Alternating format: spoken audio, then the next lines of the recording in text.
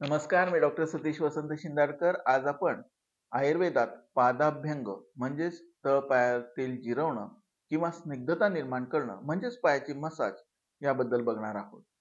ज्या व्यक्तींमध्ये वाताचे व पित्ताचे म्हणजेच रुक्षता आणि उष्णता यांची अधिकता असते, त्या व्यक्तींमध्ये पायाच्या अभ्यंगाचा उत्तम उपयोग होतो.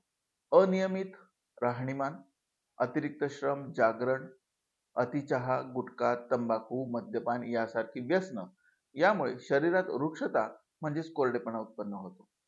उष्णता वाढते आणि याचा परिणाम शरीरातील नाजूक अवयवांवर होतो. जसे आपले डोळे, डोळे लाल होतात, जीभ येते, तोंड येते, मूत्र इंद्रिय म्हणजे लघवीला आग होते आणि या अवयवांच्या स्वास्थ्य संदर्भात अनेक समस्या निर्माण होतात.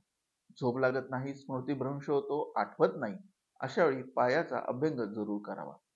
पायाच्या अभ्यंगासाठी शतावरी सिद्ध तेल, शतधौत घृत, गाईचे तूप, एरंड तेल, निर्गुंडी तेल इत्यादींचा वापर करता येतो.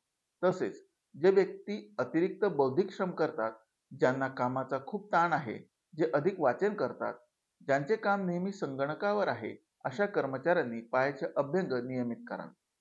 पायाच्या अभ्यंगामुळे सर्वच शरीर अवयवांना पोषण आणि उत्तेजना मिळते. श्रमनाश होतो, प्राकृत निद्रा येते, मनाची बैचेनी दूर होते, त्वचेची रुक्षता कमी होऊन रक्ताभिसरण देखील सुधारते. रात्री झोपण्यापूर्वी पायाचे अभ्यंग करणे उत्तम मानले जाते. रोगी आणि निरोगी अशा दोघांनी आठवड्यातून 2 वेळा तरी पायाचे अभ्यंग जरूर करावे. यामुळे तळपायावर निर्माण झालेला खरखरीतपणा कमी होतो, पायाच्या भेगा नष्ट होतात, पाय स्थिर आणि बळकट होतात. तसेच पायाची त्वचा कोमल राहते, दृष्टी सतेज राहते, डोळे पाणीदार बनतात. चला तर मग आजपासूनच आपण पायाच्या अभ्यंगाला सुरुवात करूया. नमस्कार.